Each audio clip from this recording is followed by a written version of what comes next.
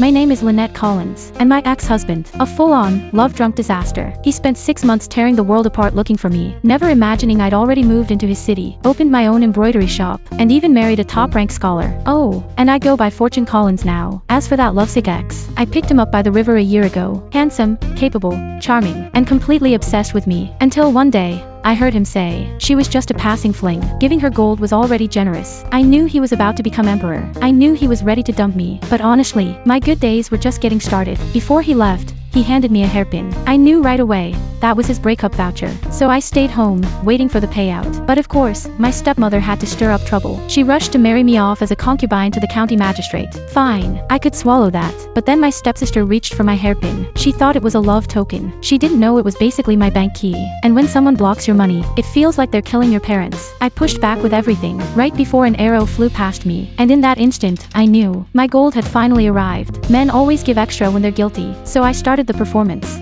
这么久，你一直都是骗我的。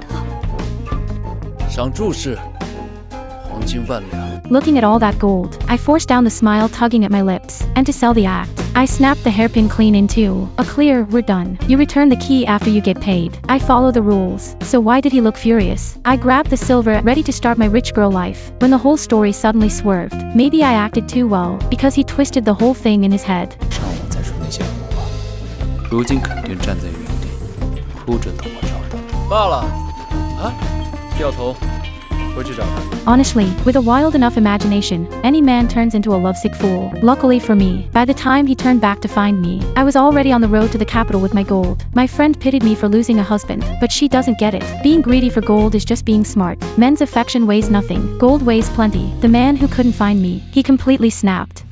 上天入地掘地3尺，你要把他带到我身边来。是。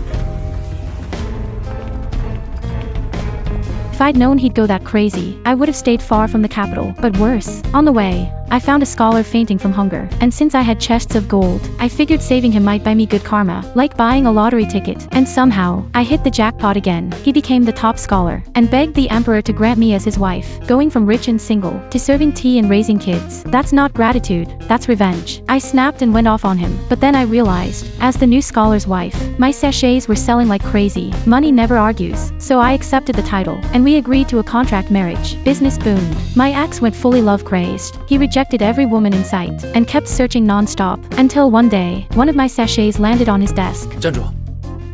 这香囊上的云字是谁绣的？自然是我亲自绣的呀。拿出咒来！